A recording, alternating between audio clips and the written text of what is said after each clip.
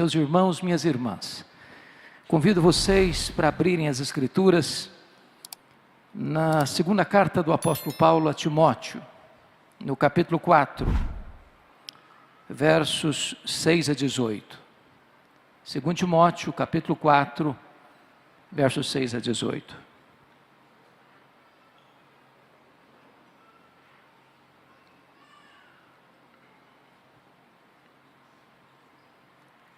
Paulo escreveu esse texto já no corredor da morte, já sentenciado à morte. E estas palavras são as últimas palavras de Paulo, registradas na Bíblia, antes do seu martírio. Por isso elas têm um significado tão profundo, um sentimento tão profundo. E Paulo escreve ao seu filho Timóteo, que estava em Éfeso, e ao escrever, a partir do verso 6, ele diz: quanto a mim, já estou sendo oferecido por libação, e o tempo da minha partida é chegado. Combati o bom combate, completei a carreira, guardei a fé. Já agora a coroa da justiça me está guardada, a qual o Senhor reto juiz me dará naquele dia. E não apenas a mim, mas a todos quantos amam a sua vinda. Procura vir ter comigo depressa, porque Demas, tendo amado o presente século, me abandonou e se foi para Tessalônica. Crescente foi para a Galácia, Tito para a Dalmácia, somente Lucas está comigo. Toma contigo Marcos e traze-o, pois me é útil para o ministério. Quanto a Tíquico, mandei-o até Éfeso. Quando vieres, traz a capa que deixou em Troade, na casa de Carpo, bem como os livros, especialmente os pergaminhos. Alexandre, o latoeiro, causou-me muitos males. O Senhor lhe dará paga segundo as suas obras. Tu guarda-te também dele, porque resistiu fortemente às nossas palavras. Na minha primeira defesa, ninguém foi a meu favor. Antes todos me abandonaram, que isso não lhe seja posto em conta. Mas o Senhor me assistiu e me revestiu de forças, para que por meu intermédio a pregação fosse plenamente cumprida e todos os gentios ouvissem, e fui libertado da boca do leão. O Senhor me livrará também de toda obra maligna, e me levará salvo para o seu reino celestial. A Ele glória pelos séculos dos séculos. Amém.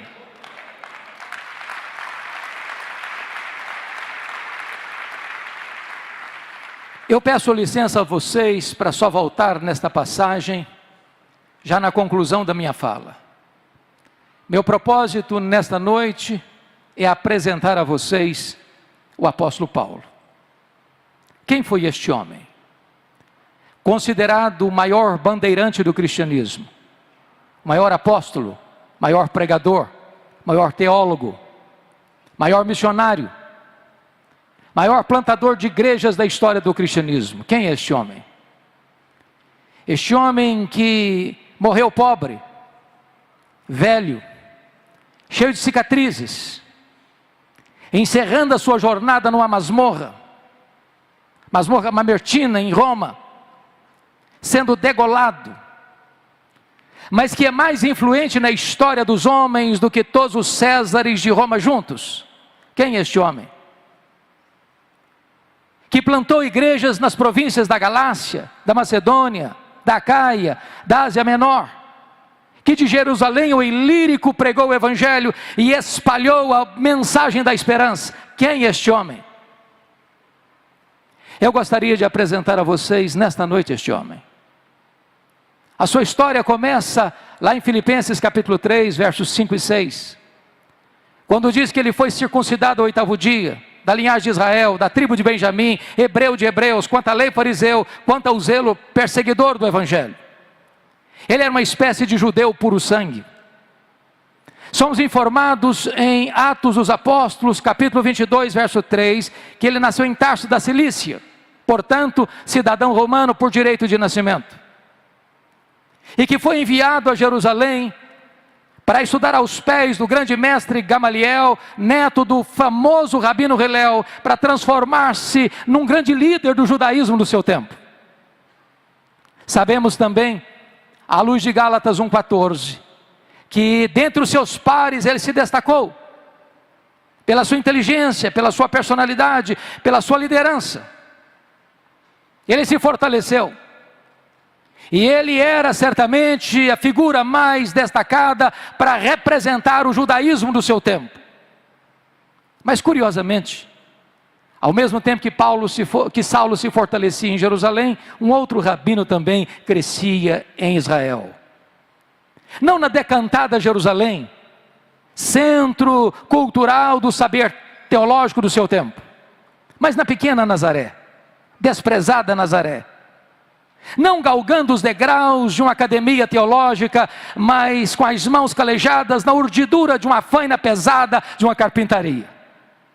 O rabino da Galileia, aos 30 anos de idade, vai ao Jordão e é batizado por João Batista e dá início ao seu ministério.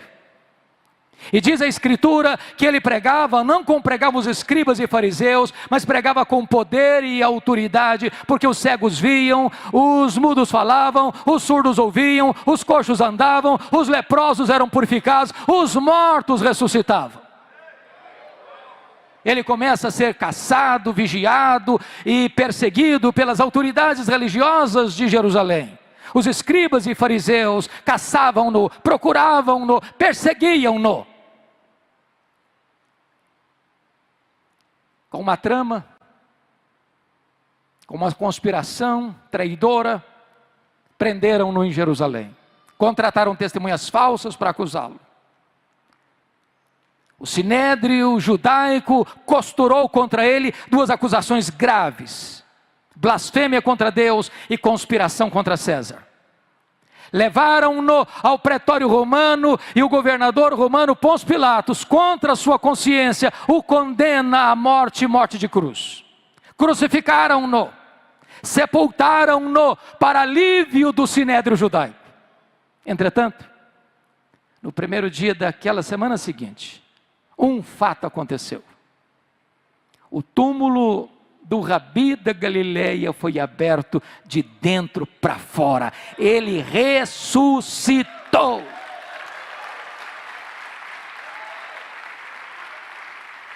Naquele momento, Saulo de Tarso se levanta como o braço de ferro do sinédrio judaico para perseguir de forma implacável e impiedosa a igreja que estava nascendo. E o Novo Testamento nos apresenta dois quadros de Saulo de Tarso. Primeiramente, ele era uma fera selvagem. É exatamente esta expressão de Atos 9:1. Ele respirava ameaças e morte contra os discípulos do Senhor. E essa expressão na língua grega é a mesma usada para uma fera selvagem que salta sobre a sua presa para destruí-la. Ele era uma fera selvagem. Se não, vejamos. Somos informados em Atos 8:3, que ele assolava a igreja, entrando nas casas e arrastando homens e mulheres para lançá-los na prisão. Ele não respeitava domicílio doméstico. Somos informados ainda em Gálatas capítulo 1, versículo de número 13, que ele não só assolava, mas ele também devastava a igreja. Mas Atos 9:21 diz que ele exterminava os discípulos do Senhor Jesus em Jerusalém. E vocês muito bem sabem que exterminar não é prender, exterminar não é bater, exterminar é matar. Saulo era um assassino, um homem sanguinário. Isso fica ainda mais claro quando você olha para Atos 22:4, quando diz que ele perseguiu o caminho até a morte. Em outras palavras, ele não perseguiu apenas os crentes, ele perseguiu a religião dos crentes, ele perseguiu o caminho, com fúria assassina. Mas Atos 26:9 diz que ele entendia que devia fazer muitas coisas contra o nome de Jesus. Em outras palavras, ele não perseguia apenas os crentes, ele não perseguia apenas a religião dos crentes, ele perseguiu Deus dos crentes, ele perseguia Jesus. Mas Atos 26:10 diz que ele encerrou muitos, não poucos, não alguns, mas muitos muitos dos santos em prisões, e contra esses muitos ele dava o seu voto quando os matavam. Em outras palavras, Saulo era um serial killer, Saulo era um assassino em série, Saulo era uma fera selvagem, Saulo era um assassino perigoso. Mas mais, Atos 26:11 diz que por todas as sinagogas ele ameaçava os cristãos, açoitando-os, e até por cidades estranhas, demasiadamente enfurecido, ele os perseguia. Em outras palavras, ele não perseguia os crentes apenas fisicamente, ele perseguia também psicologicamente. Ele entrava na sinagoga e dizia para os crentes: ou você nega Jesus, eu te prendo; ou você nega Jesus, eu te bato; ou você nega Jesus, ou eu te mato. Ele era uma fera selvagem. Mas em segundo lugar, irmãos, o Novo Testamento nos apresenta um outro quadro dele. Ele era também um touro indomável. Esta figura está em Atos 26:14. Quando o próprio Senhor Jesus aparece para ele no caminho de Damasco e diz: Saulo, Saulo, por que me persegues? Dura coisa te é recalcitrares contra os aguilhões. O que é um aguilhão? É uma ferramenta para amansar touro bravo. E podem ter certeza, às vezes nós imaginamos que o Espírito Santo só começou a agir na vida de Saulo lá no caminho de Damasco, mas não é assim não. Todas as vezes que Saulo de Tarso entrava numa casa para prender um crente, toda vez que Saulo de Tarso entrava numa sinagoga para bater num crente, toda vez que Saulo matava um crente ou dava autorização para matá-lo, era o Espírito Santo picando a sua consciência, era Deus ferroando esse touro bravo para que ele se amansasse. Mas esse touro bravo não quer ser amansado. Até o dia que o domador de touro bravos, enquanto ele está furiosamente se dirigindo a Damasco, troveja desde os céus e joga esse touro bravo no chão e grita aos seus ouvidos: Saulo, Saulo, por que me persegues? Dura coisa te é recalcitrares contra os aguilhões. O touro bravo está caído, o touro bravo está vencido, o maior perseguidor do cristianismo está convertido. Fecha-se aqui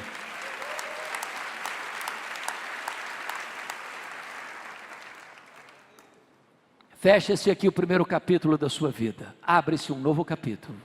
A preparação de Saulo para o ministério. Diz a Bíblia que ele ficou cego no caminho de Damasco. Foi conduzido para a casa de Judas, na rua direita em Damasco.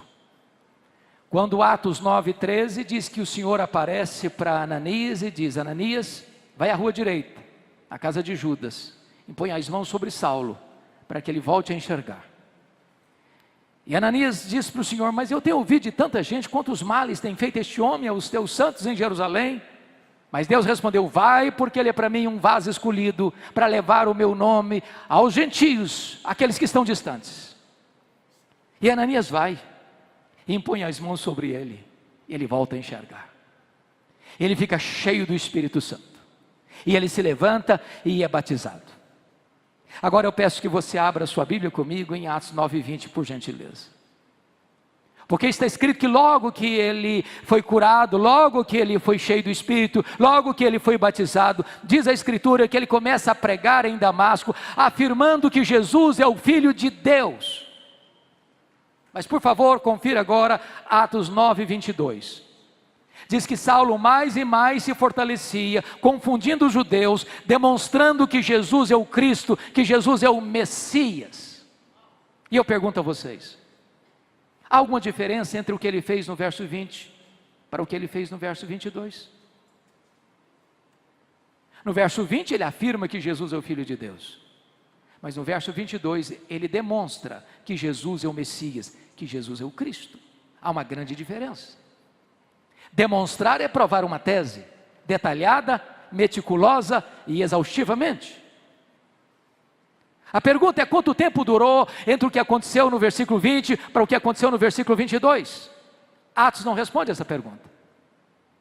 Mas a resposta está em Gálatas capítulo 1, versos 14 a 18. Logo que Saulo foi convertido em Jerusalém, ele não subiu em Damasco, ele não subiu para Jerusalém, ele foi para a Arábia. E passou lá 3 anos. E a pergunta: o que ele foi fazer na Arábia? Um seminário intensivo com o Senhor Jesus. Se Jesus investiu 3 anos nos apóstolos em Israel, Jesus investe 3 anos em Saulo na Arábia. Na Arábia ele não aprende as doutrinas do cristianismo como aprendeu as doutrinas do judaísmo aos pés de um mestre humano, mas ele recebe por revelação direta do Senhor Jesus Cristo. E certamente ele releu o Antigo Testamento, certamente ele revê a sua teologia, e certamente ele constata que aquele Jesus que ele perseguira, de fato era o Messias, o Filho de Deus. Então diz Gálatas 1,18, que 3 anos depois, convencido dessa verdade, ele retorna para Damasco, e é exatamente aí que se encaixa o verso 22, Saulo mais e mais se fortalecia, confundindo os judeus, demonstrando que Jesus é o Cristo. O que acontece com ele? Os judeus resolvem matá-lo. Ele precisa sair fugido, de noite, desde um cesto, muralha abaixo. Para onde ele vai agora? Diz Atos 9,26, que agora então ele sobe para Jerusalém.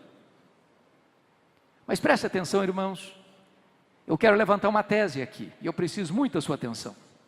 Que tese? A tese é a seguinte: imaginamos nós que Saulo, logo depois da sua conversão, já foi poderosamente usado por Deus. Isso não é um fato, isso não é um fato.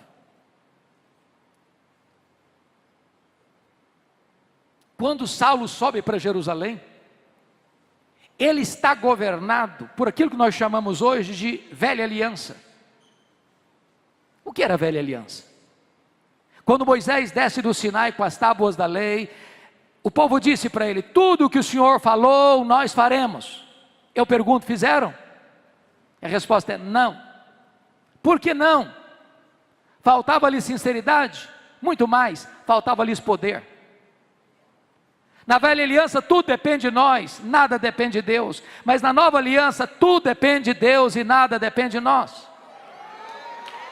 A doutrina da nova aliança foi ensinada pelo próprio apóstolo Paulo, na sua segunda carta aos Coríntios, a partir do capítulo 2, verso 14. Graças, porém, a Deus, que em Cristo sempre nos conduz em triunfo, e por meio de nós manifesta a fragrância do seu conhecimento, tanto nos que são salvos como nos que se perdem. Para uns cheiro de morte para a morte, para outros aroma de vida para a vida. Mas quem, porém, é suficiente para essas coisas? A pergunta fica no ar no capítulo 2, verso 16, de 2 aos Coríntios, sem resposta, e a resposta só chega no capítulo 3, versos 4 a 6, quando Paulo diz: a nossa suficiência vem de Deus. Então eu quero lhes dizer que quando Saulo sobe para Jerusalém, ele sobe ainda regido pela velha aliança, e eu quero lhes dizer por quê. Primeiro, porque ele sobe pensando que ele vai ser o grande líder da igreja em Jerusalém. E ele tem motivos para pensar assim. Primeiro, porque todos os apóstolos de Jesus, exceto Judas Iscariotes, eram galileus.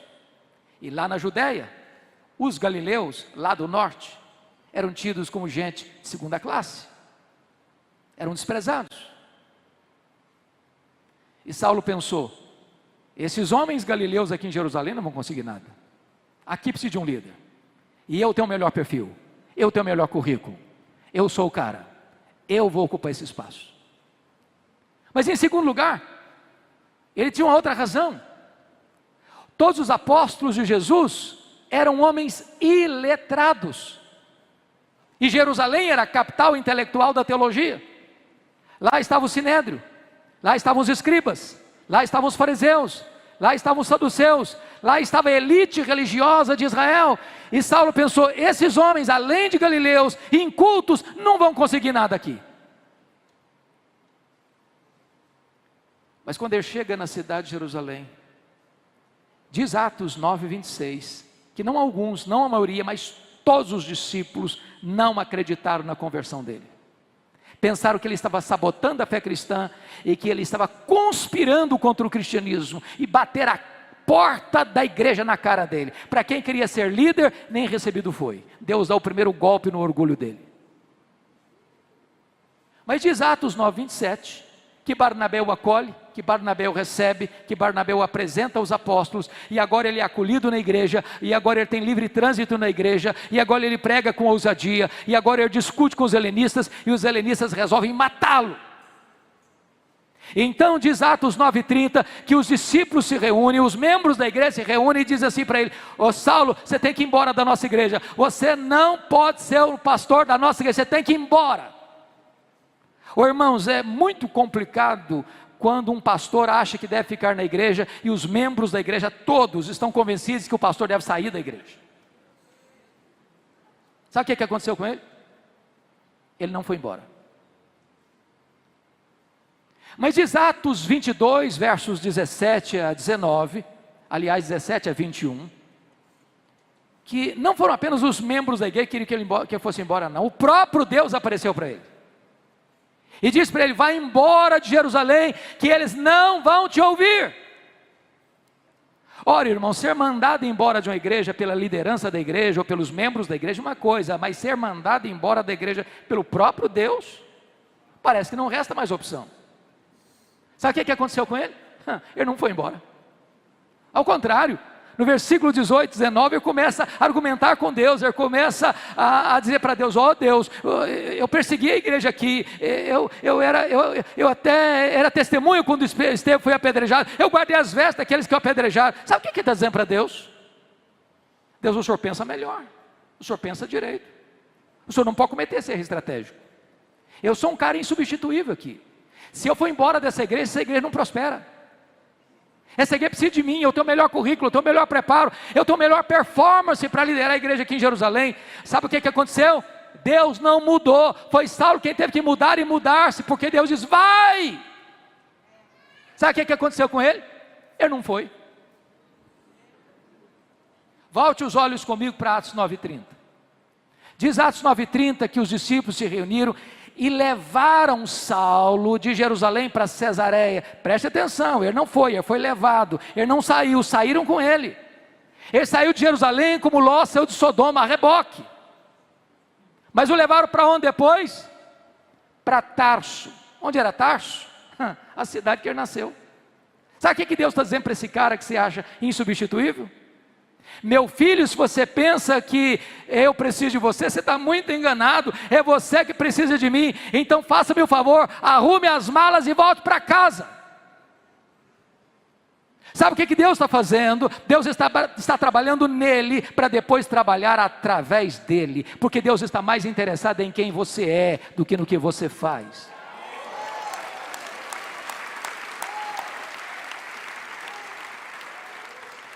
Sabe o que acontece? O homem que queria ser líder, fica 10 anos no molho, no anonimato, longe dos holofotes, em Tarso, completamente apagado. Ele precisava primeiro aprender que tudo depende de Deus, nada depende de nós. Mas o pior não tinha acontecido não. O pior está em Atos 9:31. Diz que quando Saulo foi embora da igreja de Jerusalém, a igreja passou a crescer e a ter paz. Você quer coisa pior para um pastor do que isso? O dia que ele vai embora da igreja, todos os problemas da igreja se resolvem e a igreja explode em crescimento?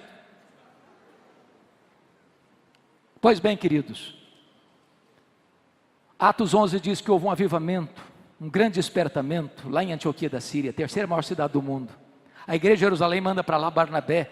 E diz Atos 11:25 que quando Barnabé chegou, lembrou-se de Saulo, foi lá em Tarso buscar Saulo, e durante um ano eles ensinaram a grande multidão a palavra de Deus em Antioquia, e depois de um ano de ensino da palavra de Deus, o Espírito Santo aparece para a igreja e diz: agora separai-me a Barnabé e a Saulo para a obra a que os tenho chamado. Preste atenção a quem o Espírito Santo mandou separar. Não foi Saulo e Barnabé, foi Barnabé e Saulo. Você já foi reserva alguma vez? Já andou na sombra de alguém alguma vez? Ele não era o líder, ele era o liderado. Deus ainda estava trabalhando nele, para depois trabalhar através dele. Até que chegaram em Pafos. João Marcos está com eles, o primo de Barnabé, como auxiliar dos dois missionários. E o procônsul se interessa pelo evangelho, mas o seu mágico, a tiracolo, quer impedir o governador de ouvir a palavra e ser convertido, porque se o governador se convertesse, ele perdia o emprego de mágico. E quando Saulo percebeu a artimanha do mágico, olhou para ele e disse: ó servo do diabo, até quando perverterás os retos caminhos de Deus? Pois ficarás cego, e o mágico fica cego, e os olhos espirituais do governador são abertos. E a partir dali, Saulo deixou de usar o seu nome judaico Saulo, para usar o seu nome romano Paulo, e a partir dali ele se transforma no maior líder do cristianismo. Diz a Bíblia em Atos 13:13 que esse jovem João Marcos deixa os 2 missionários em perto da Panfilha e retorna à casa da sua mãe. Talvez porque, segundo os historiadores e os estudiosos, perto da Panfilha era uma região alagadiça, pantanosa, com forte incidência de malária, e muito provavelmente Paulo pega uma malária aqui, porque consta a Bíblia lá em Gálatas 4, que Paulo pregou o evangelho pela primeira vez na Galácia por causa de uma enfermidade física. Não consta que Paulo tenha saído doente de Antioquia da Síria, mas consta que ele chegou lá na Galácia, lá nas montanhas do Cáucaso, doente. Talvez seja isso o espinho na carne, mensageiro de Satanás para lhes bofetear, a fim de que ele não se ensoberbecesse.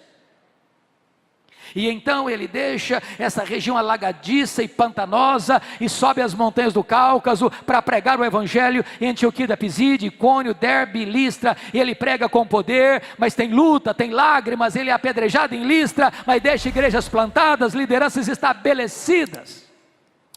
Quando ele retorna da sua primeira viagem missionária, diz Atos 14:27, que reunida a igreja, testemunharam quantas coisas fizera Deus, e como Deus abrira a porta do evangelho para a pregação. Meus irmãos, nota de rodapé: tem espaço para testemunho na igreja, mas não tem espaço para promoção humana na igreja. Paulo não relatou quantas coisas fizeram eles, mas quanta coisa fizera Deus. Quem faz a obra é Deus, nós somos apenas os seus cooperadores. Agora preste atenção, não tem crescimento de igreja sem luta, não tem. Porque Atos 15:1 diz que logo que os gentios começaram a se converter, os membros da seita dos fariseus desceram de Jerusalém e começaram a dizer para os crentes gentios: se vocês não se circuncidarem, vocês não poderão ser salvos. Ora, mas isso não é evangelho? Isso é dizer que a graça não é suficiente? Isso é afirmar que sua fé em Cristo não é suficiente? Isso é agregar à graça algo mais? E é preciso dizer que você não é salvo pelas obras, você não é salvo pela fé, mas as obras, você é salvo só pela fé que produz obras. As obras não são a causa da sua salvação, as obras são a evidência da sua salvação. Então, se a teologia não está boa, não adianta fazer missões. Quanto mais se prega, pior fica. E foi necessário então convocar um concílio para resolver o problema doutrinário da igreja, e está isso em Atos 15. E se reuniram os apóstolos e os presbíteros, e tomaram a decisão, e escreveram a decisão, e comunicaram às igrejas a decisão. É só a fé em Jesus que é suficiente. Aquele que crê em mim, diz Jesus, tem a vida eterna. Terminado o concílio, diz Atos 15:36-41, que Paulo chega para Barnabé e diz: Barnabé, vamos voltar? Vamos visitar aqueles irmãos para quem nós pregamos? Barnabé diz: vamos. Só um detalhe, eu quero levar comigo o meu primo, aquele que nos deixou lá perto da Panfilha. Paulo respondeu: eu não acho justo levarmos aquele que nos abandonou desde perto da Panfilha. É claro que o texto está registrado num tom muito polido, mas não foi isso que aconteceu não. Eu acho que foi mais ou menos o seguinte: ô Barnabé, eu estou tão animado, você viu o resultado do concílio da igreja de Jerusalém? Que coisa fenomenal. Agora o caminho está aberto, agora nós podemos voltar para pregar, a teologia está boa. Barnabé disse: ok Paulo, eu estou muito animado também. Só um detalhe, sabe aquele primo meu? É claro que eu sei. Pois é, aquele que nos deixou lá em perto da Panfilha? Eu, claro que eu sei. Pois é, ele está querendo voltar com a gente. Paulo fechou a cara. Você está de brincadeira, né, Barnabé? É verdade, ele quer ir com a gente. Comigo ele não vai. Comigo ele não vai de jeito nenhum. Não, Barnabé, o Paulo, mas ele cresceu, amadureceu, ele está melhor agora. Comigo ele não vai. Não, Paulo, mas você está sendo radical, vamos dar uma chance para ele. Comigo ele não vai. Mas Paulo, vamos dar uma oportunidade para o menino. Comigo ele não vai, Barnabé. Diz a Bíblia que houve tal desavença entre Paulo e Barnabé que os dois não caminharam juntos mais. Agora pense comigo, se não tivesse um Barnabé na vida do Marcos. Você já se sentiu descartado alguma vez? Persona não grata alguma vez? Diz a Bíblia que Paulo pega Silas e vai para outro horizonte e entra querendo ir para a Ásia. O Espírito de Deus o impede de entrar na Ásia, e ele escuta a voz de um varão macedônio, diz: passa a Macedônia e ajuda-nos. E ele entra na Macedônia, não a colônia romana, a cidade de Filipos, e ali diz a Escritura que ele vai para uma reunião de oração à beira de um rio, e há uma empresária asiática ali chamada Lídia, e ele então prega e o coração dela se abre e ele é convertido. Mas ali também tinha uma menina endemoniada que adivinhava e dava lucros aos seus senhores, e Paulo a liberta, e há uma confusão na cidade, e Paulo e Silas são açoitados em praça pública, e Paulo e Silas são presos, e são colocados no cárcere interior, com as costas ensanguentadas, mas à meia-noite, em vez de reclamar, de murmurar, de blasfemar, eles cantam e oram ao Senhor, e Deus manda um terremoto, abala as estruturas da prisão, o carcereiro fica desesperado, vai suicidar, e Paulo diz: tenha cuidado aí, não te faças nenhum mal, que todos nós estamos aqui. E o carcereiro, o templo, pergunta: o que eu devo fazer para ser salvo? E eles disseram: crê no Senhor Jesus e será salvo tu e a tua casa.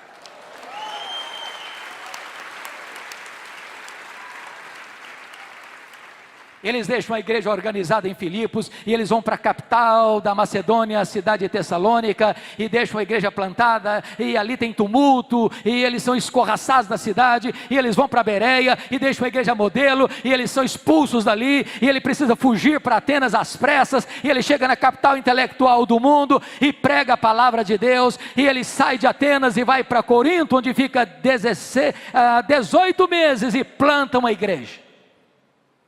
De Corinto, ele escreve as suas 2 cartas aos Tessalonicenses, porque já tinha escrito a primeira carta, a carta aos Gálatas. Depois de 18 meses, ele vai para Éfeso, na terceira viagem, passa 3 anos, experimenta um grande avivamento. Irmãos, quando eu leio Atos 19, o meu coração pulsa, e pulsa muito. Sabe por quê? Éfeso era uma capital de uma província, uma metrópole. Tinha 300 mil habitantes na época. Hospedava uma das 7 maravilhas do mundo antigo, o templo da grande deusa Diana. 4 vezes maior do que o Partenon de Atenas. A cidade era idólatra. A cidade era marcada por ocultismo. E Paulo chega ali, em 3 anos, sem os meios de comunicação que nós temos, de rádio, televisão, jornais, bíblias impressas, mídias sociais. E em 3 anos, a idolatria recua.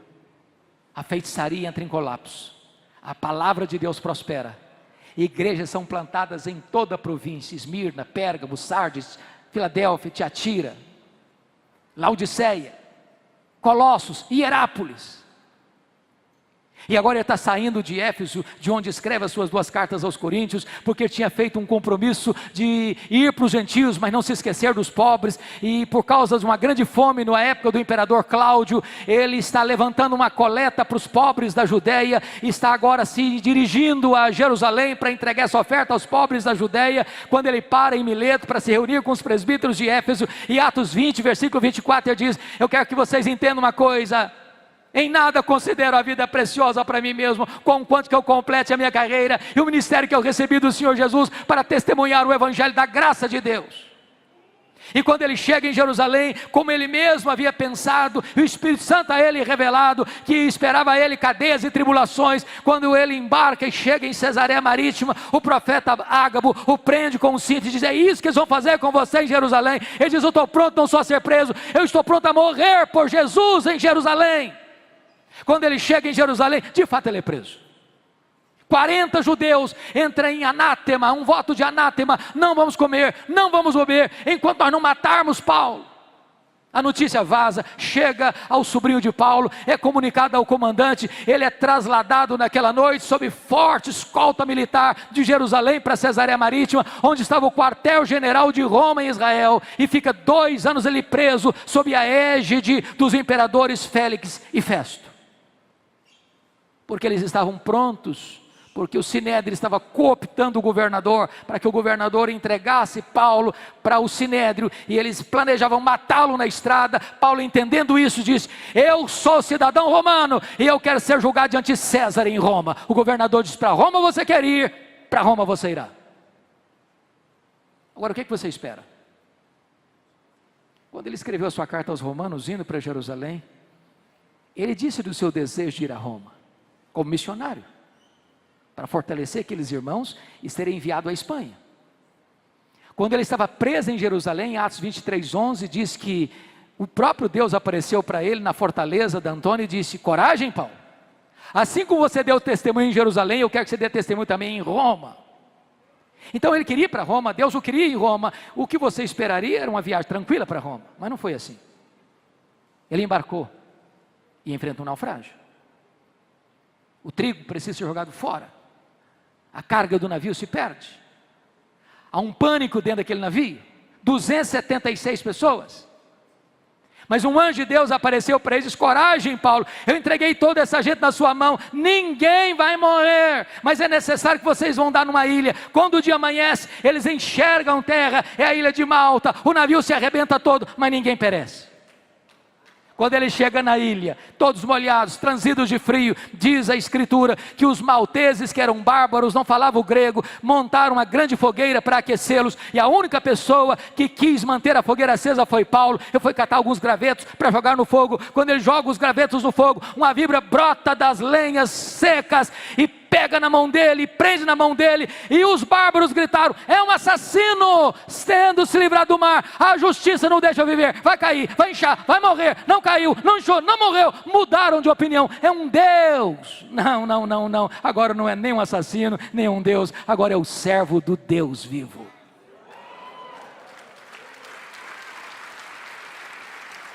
Na verdade, não foi a tempestade que levou Paulo para a ilha de Malta, foi a mão da providência divina. O governador estava doente, pai do prefeito, e diz a Escritura que Paulo orou por ele, ele foi curado. Os demais enfermos vieram e Paulo orou por eles, eles foram curados. Passados 3 meses do inverno rigoroso, suprindo todas as necessidades de Paulo, mandaram-no para Roma, com todas as suas necessidades supridas. Mas ele chega em Roma não como quisera chegar, ou sonhara chegar, ele chega preso e algemado. E ele passa 2 anos nessa prisão, nos idos de 61, 62. Mas, amados irmãos, ele vai escrever na igreja aos Filipenses, capítulo 1, versículo 12, algo surpreendente. Ele diz assim: meus irmãos, eu quero que vocês saibam que as coisas que me aconteceram têm antes contribuído para o progresso do Evangelho. E eu posso perguntar: mas que coisas são essas, Paulo? E a Escritura nos responde: eu fui perseguido em Damasco, eu fui rejeitado em Jerusalém, eu fui apedrejado em Listra, eu fui açoitado em Filipos, eu fui escorraçado de Tessalônica, eu fui enxotado de Bereia, eu fui chamado de tagarela em Atenas, eu fui chamado de impostor em Corinto, eu enfrentei feras em Éfeso, eu fui preso em Jerusalém, eu fui acusado em Cesareia, eu enfrentei um naufrágio para Roma, eu fui picado por uma cobra em Malta, eu cheguei em Roma preso e algemado. Mas eu quero que vocês saibam que as coisas de Deus, o projeto de Deus é que está se cumprindo na minha vida. Essas coisas cooperaram para o progresso do Evangelho. Em outras palavras, Paulo não crê em acaso, Paulo não crê em sorte, Paulo não crê em azar, Paulo não crê em misticismo, Paulo não crê em olho gordo. Ele sabe que a mão de Deus dirige o seu destino. Porque ele estava preso, 3 coisas aconteceram. Primeiro, a igreja foi mais encorajada a pregar. Quando os crentes viram Paulo preso, trabalhando, eles se mexeram. Isso levou o Ray Stedman, de saudosa memória, dizer que um dos mais eficazes métodos de crescimento da igreja é botar os pastores na cadeia. Eu não gosto desse método.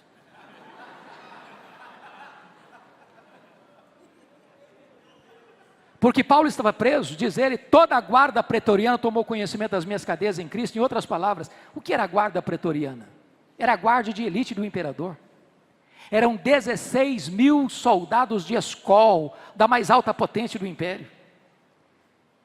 Paulo estava ali sob a égide do imperador, um soldado estava algemado com ele, 3 turnos por dia, durante 2 anos. E o que Paulo fazia? Evangelho neles, evangelho neles, evangelho neles, evangelho neles.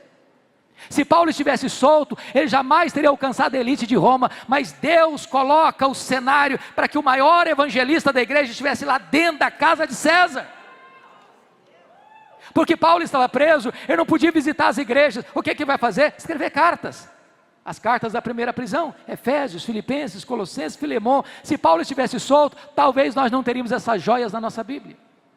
Irmão, quando você pensa que a sua vida está de ponta cabeça, quando você pensa que os seus projetos foram frustrados, a mão de Deus está escrevendo o capítulo mais emocionante da sua história. Deus é soberano, Ele nunca perdeu o controle.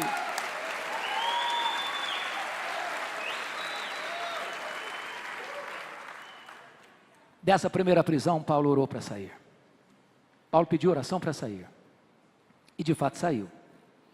Mas não saiu para se aposentar, para deitar numa cadeira de balanço, para vestir um pijama. Ele saiu para fazer a 4ª viagem missionária. Ele deixou Tito em Creta, ele deixou Timóteo em Éfeso. Muito provavelmente foi à Espanha, como era seu projeto. Mas no interregno da primeira para a segunda prisão, um fato acontece. Trágico fato acontece. No dia 17 de julho do ano 64, a cidade de Roma, a capital do império, a mais rica, mais populosa, mais poderosa cidade, com mais de 1 milhão de habitantes, é incendiada. 7 noites, 6 dias de incêndio. E Nero, o imperador, o verdadeiro incendiário, assiste o espetáculo macabro do alto da torre de Mecenas, vestido de ator, tangendo a sua lira. Quando o incêndio acabou, dos 14 bairros de Roma, 10 deles devastados pelas chamas, um fato acontece muito curiosamente. Os 4 bairros que não foram atingidos pelas chamas eram densamente povoados por judeus e cristãos. Isso deu a Nero um álibi para botar a culpa do incêndio de Roma nos cristãos. Faltou madeira para fazer cruz, tamanha quantidade de crentes crucificados. Quando não tinha mais madeira, os crentes eram cobertos de piche, amarrados nos postes e queimados vivos para iluminar as noites de Roma. A essas alturas, Paulo é o grande líder do Ocidente. E ele é procurado, e ele é caçado. Até que botam a mão nele. Talvez em Troade, na casa de Carpo. Não deu sequer para pegar sua capa, seus livros, seus pergaminhos. E agora ele é jogado na masmorra Mamertina, um lugar úmido, frio, insalubre, nauseabundo, de onde as pessoas saíam leprosas ou para o martírio. Pois foi desta masmorra que ele escreve a sua última carta. Porque as 2 cartas, 1 Timóteo e Tito, ele escreveu no interregno da primeira para a segunda prisão. E agora eu peço que você abra sua Bíblia no texto que eu li no começo, para nós encerrarmos. Eu pergunto a vocês, como é que esse homem se sente? Depois de ter sido o grande bandeirante do cristianismo, encerrando a sua biografia numa masmorra, acusado. Ele não está preso como um apóstolo, ele está preso como um bandido, é o que ele diz no capítulo 2, verso 9, acusado de malfeitor. Ele está preso e todos os da Ásia o abandonaram. Ele está preso e até Timóteo está com vergonha dele. Ele está preso e na primeira audiência de sua defesa, ninguém foi a seu favor, antes todos o abandonaram. E então ele é julgado à revelia de qualquer testemunha a seu favor, e ele sai daquela audiência condenado à pena de morte. Por ser cidadão romano, ele não foi crucificado como foi Pedro, ele foi degolado. Mas antes de fechar as cortinas, ele vai dar o seu testemunho. Primeiramente fazendo uma avaliação do seu passado no versículo de número 7. Combati o bom combate, completei a carreira, guardei a fé. Ele vai fazer uma avaliação do seu presente no versículo 6. Quanto a mim, já estou sendo oferecido por libação e o tempo da minha partida é chegado. Ele vai fazer uma avaliação do seu futuro no versículo 8. Já agora a coroa da justiça me está guardada, a qual o Senhor reto juiz me dará naquele dia, e não apenas a mim, mas a todos quantos amam a sua vinda. Esse homem está no corredor da morte, mas esse homem tem segurança, esse homem tem serenidade, esse homem tem convicções inabaláveis. Agora preste atenção nisso. Ele não é um super-homem. Ele é um homem que tem sentimentos, que enfrenta dramas. E ele vai repartir conosco esses dramas. Primeiramente o drama da solidão, no versículo 9. Procura vir ter comigo depressa. Gente precisa de Deus, mas gente precisa de gente. Segundo, ele vai enfrentar o drama do abandono, no versículo 10. Demas me abandonou. Não é fácil ser abandonado no final da vida. Não é fácil ser abandonado por aqueles em quem você tanto investiu. Terceiro, ele vai enfrentar o drama da traição. No versículo de número 14. Alexandre o latoeiro causou-me muitos males. Quarto, ele vai enfrentar o drama das privações. No versículo de número 13. Quando você vier, traz a capa que deixei em Troade, na casa de Carpo. Tem como os livros, especialmente os pergaminhos. E ele está enfrentando 3 privações. Primeiro, privação emocional. Ele está precisando de gente do lado dele.